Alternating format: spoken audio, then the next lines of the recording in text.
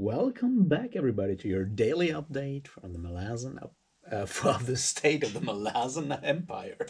And this is a bit later than usually today because I just had like a long Zoom call with a band that I'm gonna release even more stuff of this year. So this is totally not related to this channel. This is my label stuff that just took a while because we talked about two, maybe three releases of rather blasphemous doom metal coming later this year, and this just needed to be worked out. So I'm still a bit hyped about all of that because, yeah, finally stuff's gonna happen again, and I'm out of my terrible burnout that I've kind of dealt with over the last month, and you wouldn't know it from watching all these videos I put up, but they were sort of my kind of escape and therapy, self-therapy, to get out of all of that stuff. And now I'm slowly getting back into label work mode, so I'll try to keep all of the other stuff going. We'll see how that works.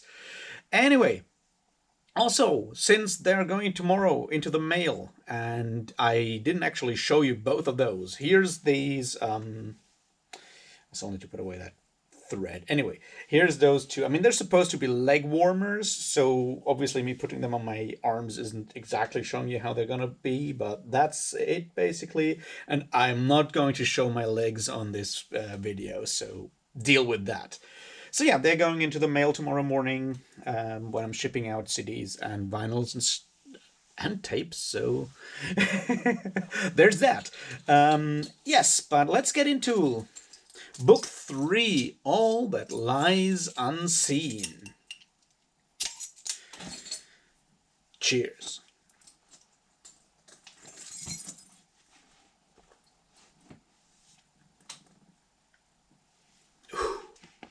Gosh, I needed that. Sorry.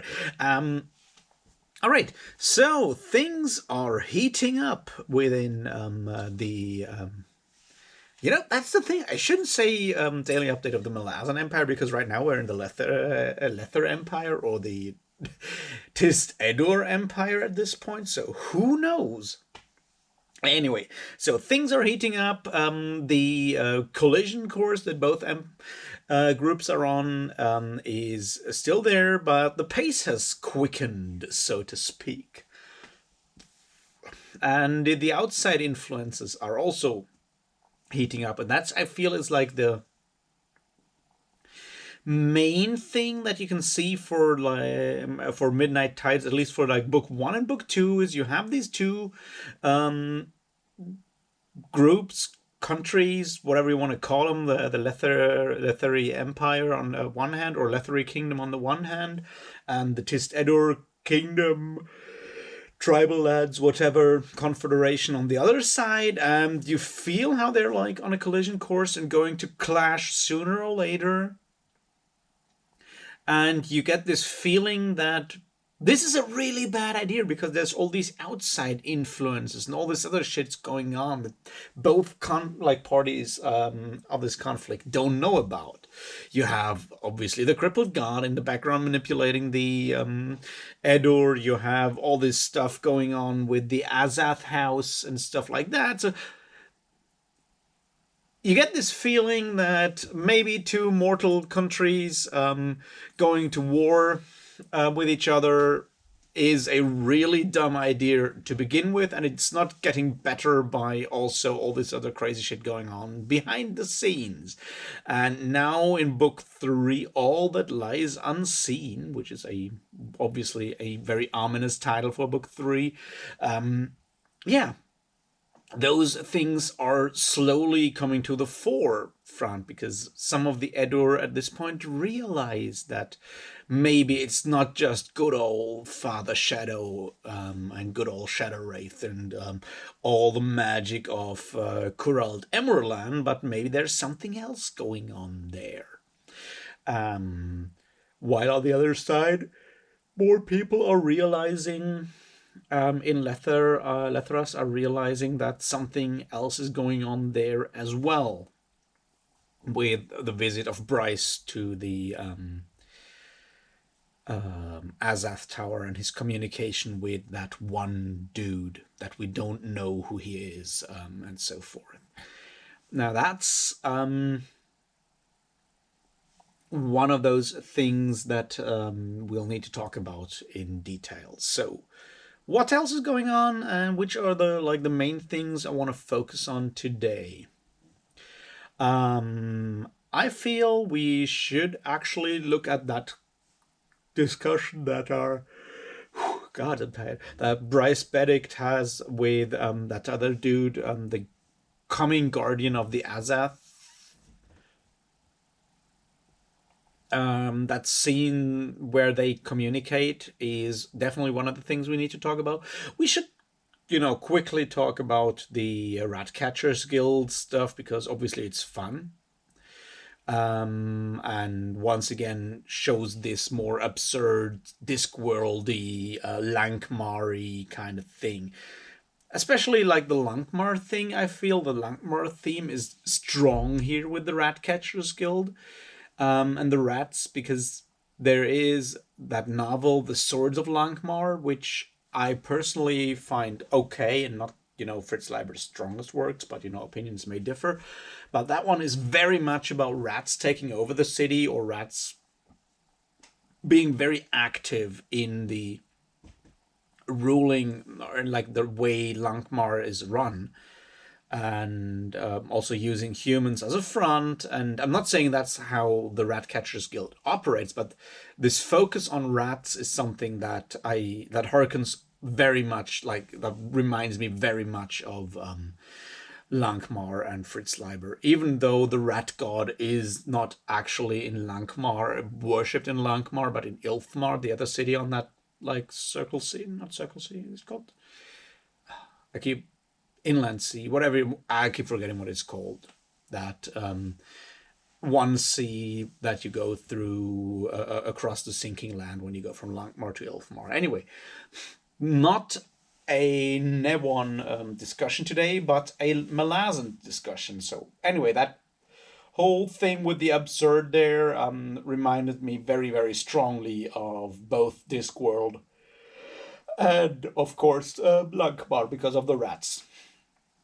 Also, once again, the idea of a thieves guild and an assassins guild is something that is straight up from Fritz Leiber's Lankmar, and then obviously Discworld as well. That's sort of where those things made their way into fantasy culture as a whole through the game, role-playing game stuff, where the assassins and thieves guilds are obviously also very strongly represented. Not something that we have a lot of in like real world histories, thieves guilds and stuff like that. Anyway, so yeah, that bit is just very much fun, indeed.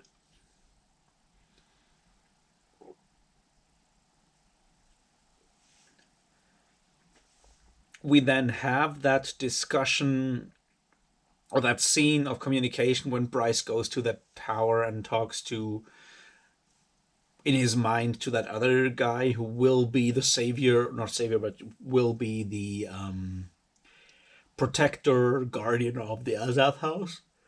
And that guy, the scene where they're standing, where they're watching basically how the crippled god is torn down into the world.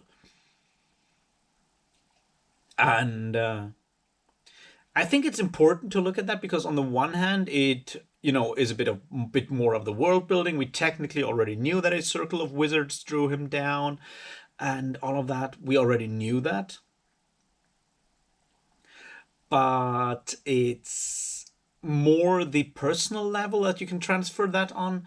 I mean, there's so much going on in that discussion. It might just if I were a critical dragon, which I'm not, that conversation, more like actual monologue of that character who is yet unnamed, because I don't want to spoil stuff. That whole thing is just, you can go through that line through line and take out so much. So yeah, that's something I feel is worth thinking about a lot. So that scene, read it carefully. Anyway, I want to look at the personal level of that, because one thing that you can transfer that on is like, yes, that drawing down of the crippled god in defiance of Calor and to get rid of Calor killed all of them. And Silk, the guy, says like, yes, but they thought even if they were like alive now and would see what happened and could see how they died through dragging down the crippled god and all the pain they caused, they would still feel what they did was worthwhile. And that's I feel an important thing there, because that's something that speaks to the personal level very much.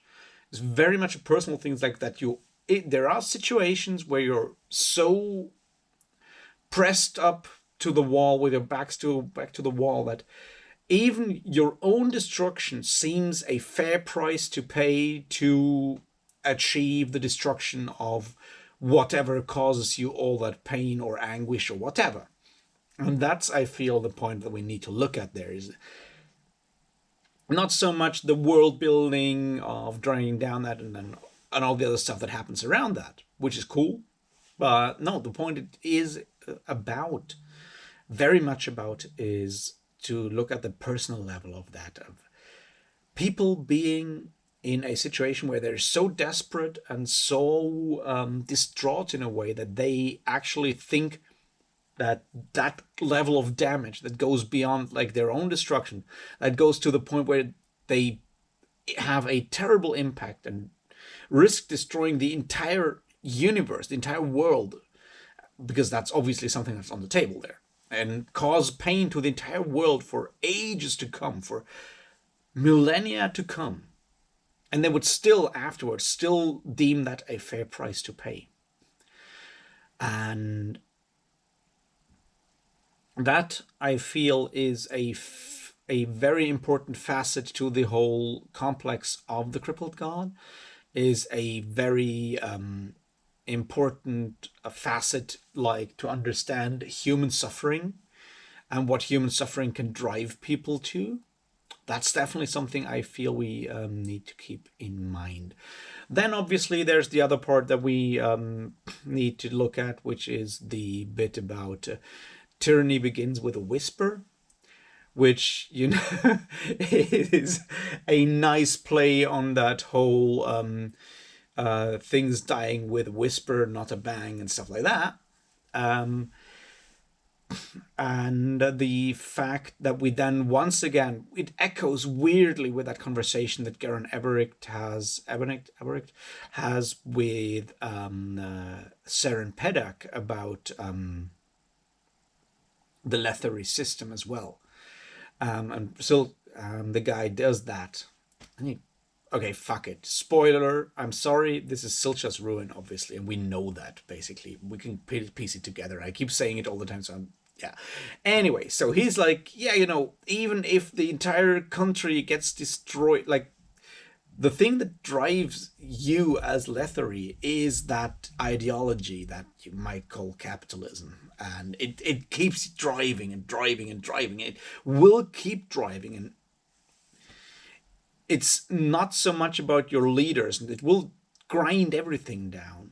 And it will, until you break the entire world, the entire country, until you break everything down completely. It will, that thing doesn't care who is in charge. That ideology doesn't care what is in charge, who is in charge. It will just continue driving. So that lesson, and the fact that on the one hand you have Garen Ebericht like, yeah, that's just a fact, and I'll deal with that, and I'll try to stay on top. And on the other hand, someone's saying that is exactly the big problem there, because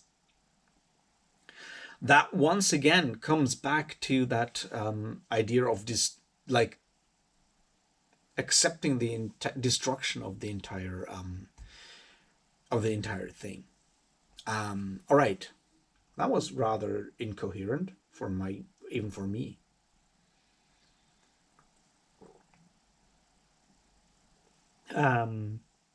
Another thing that we see is obviously Bug being more than just a manservant. We need to talk about that whole Bug Tehol thing at a later stage, I feel. But we see more and more of these special capabilities of Bug during like the opening of this third book. He apparently knows a hell of a lot of stuff that other people don't know. He just casually converses with Jaghut and who do stuff with demons. That's cool. It's not your typical manservant. So yeah, that's an interesting thing to look at and see how that works on in the future. So we'll just put like a note in there and see how that develops in the future chapters. But yeah, it's more overtly like visible that Bug is more than just a funny manservant who has interesting and funny conversations with Tail. There's more to it, obviously.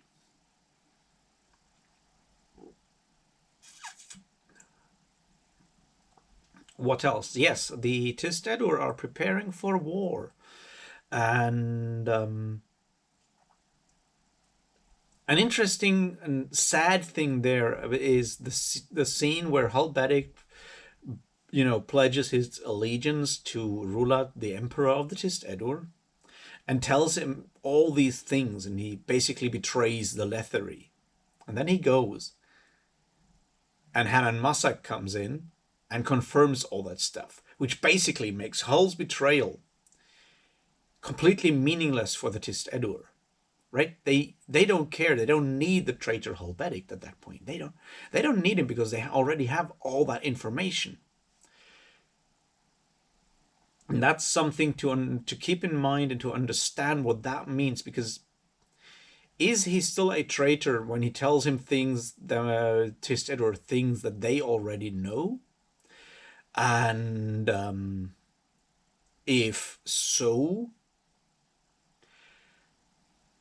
what does that mean for him and for his conscience? And the idea of what actually makes actions meaningless or meaningful is something that is is much more difficult to understand and to not to understand, but to have a clear idea of, a clear opinion on, than it might look on the surface. Because yes, he betrays his country, but on the other hand, it's a meaningless betrayal from the Tistedur point of view because they already know all that stuff. But for Hal Badik, it must still feel very, very like difficult to do that, or not difficult, but is very, very meaningful for him as a person. And I think that's something to look at and see how that continues for him in the near future. Like, yeah, I mean, in general, this is obviously like the opening of the next book, so we see things escalating, but it's also once again laying a lot of groundwork for all the stuff that's going to happen in book 4.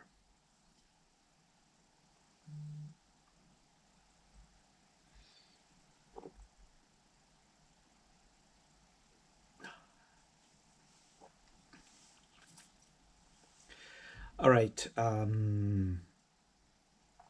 I just had like one thing that I really wanted to talk to you about, and then it just slipped my mind while I was still talking about Hal Badik. So I'll just continue and hope that it will come back, because that's the way I run my brain, which is not very proficient or anything. Yes. What else? Oh yeah, the scene between the scene between Tral Sengar and Seren Pedak on the bridge is obviously something that we need to keep an eye on, because it's once again one of those things that have future ramifications, highly problematic future ramifications. And one of those is that obviously something more happens there, and it's like it comes down to that idea that some people voice that Stephen Erickson is not good at writing romance, that it's unrealistic that you have these like moments like where in the blink of an eye you like something unspoken passes, and then you do something, you say something, and feel that you've basically fucked it up, even though you're not quite sure what it actually is. And that's basically what's happening here. And the interesting question is that realistic or not? And I'm like, from a personal level, I would say yes, it's realistic. That kind of thing happens sometimes. It's stupid, but I totally feel Troll Sengar here, and I totally understand this. Like, you say that kind of thing, and you're like, afterwards you feel like an absolute coward. That's just like that's just realistic. It doesn't make it any better, but it's realistic. Ah, right. And I also remembered what I actually wanted to talk about. And that's the idea of the Eresal and the Nerek.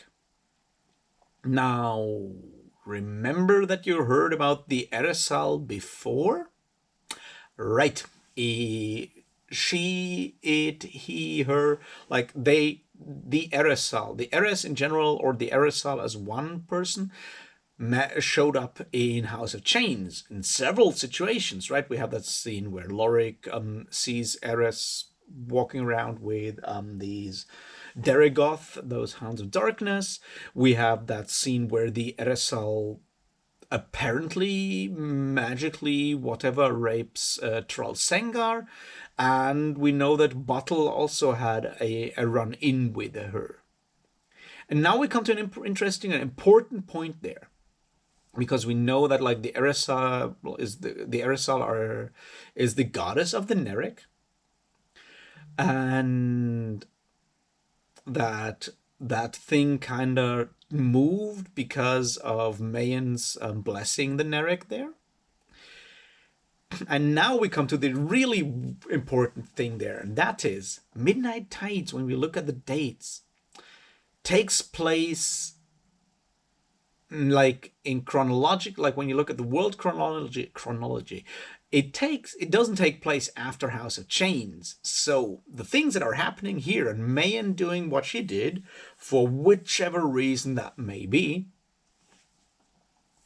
may have been like the Kickstarter for all the Eresal involvement in other parts of the Malazan Book of the Fallen, right? Which may be, kind of difficult to wrap your head around, but it's also like shows you how these books are interwoven with each other. And yeah, I just found that very interesting. Might not be that much, but I just found it very interesting to look at that and see how actions in book 5 influence stuff that happens in book 4, and things like that. So that's just like, I feel once again one of those things that makes the Malazan Book of the Fallen, or the Malazan world, feel so real, and the Malazan Book of the Fallen be one of those books that is so worth rereading, because obviously that's things that you kind of realize while you're rereading it. You're like, oh, right, that makes sense. And that's just very, very cool. Once again, we need to talk about Mayan. Mayan remains one of those really fascinating characters, because she's one of the characters we don't know anything about. We only see from the outside. And all the perspectives we have on Mayan are either Thrall or Udinas, mostly at this point. I think we basically see her once through Seren Pedek, but that's just not very important. And the thing that we see there is both Thrall and Udinas are very, very judging characters, right? It may not feel that way, because we sort of, like, at least it's easy to be sympathetic to Thrall. It's slightly more difficult to be sympathetic to Udinas, but they're very, very judging. They're very, very judging characters when it comes to Mayan, in a way. And it's very interesting to see that we don't know what's going on in her head. We don't even know how she feels about all this stuff. We don't know how she feels about being given up by fear and given to Thrall. We don't know how she feels about those things.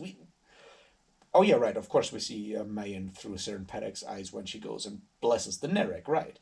Anyway, so yeah, we see we only see Mayan from the outside through some of the more judgy characters,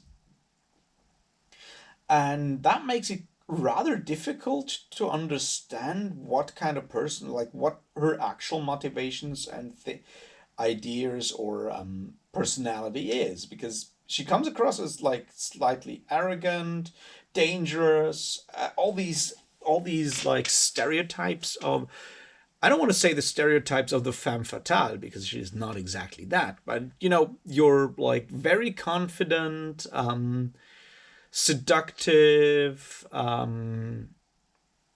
confident female character. But is she or is she not? We don't know, because we need to be aware of the fact that those are things that we only see from people who have preconceived notions about her. That's what I'm trying to say. Because when you look at it, and the way Troll, or like the scenes where we see Mayan described through Troll's or Urina's eyes, are much more like opinionated in a way than the short scene with Seren Pedek, where she meets Mayan, and we first don't even know that she is Mayan until she says her name, and then yeah, which is a more neutral look at her, and that can be something of a hint that the Mayan portrayed here is not actually Mayan the character, because we don't know her. Yes, just a random observation continuing on that whole thing of mostly sexuality. Isn't it funny that like every time the whole conversation comes to, like the talk comes to Ublala Pung, it's always the men who are like cut in before anyone can say dick. Because it's always like, yeah, we know what's meant, but it's always like every other man is embarrassed about it, and the way it's it's all this like censorship of it is I just find it very funny. It's this idea of male insecurity in there, that's like it's always the men who try to not say explicitly that he is well endowed and has a big dick, because they feel insecure and stuff like that. I just find this very, very funny, because once again, that whole way the gender interactions in Letheras are portrayed is just such a very delightful way to upend gender conventions, or the conventions of gender portrayal within a lot of fantasy. Not within like all fantasy, obviously, and some of the more contemporary stuff is deliberately trying to change these things, but as a deconstruction of classic fantasy, this works just really well. And on the note of talking about big dicks, I'll leave you for tonight, and I'll talk to you tomorrow about something entirely different, where I'll be angry and all this other stuff. After I've spoken to another band, because that's also going to happen tomorrow. All right, have a great Friday, have a great weekend. I'll talk to you tomorrow, and I'm sorry this was even more incoherent than usual. Until then, cheers.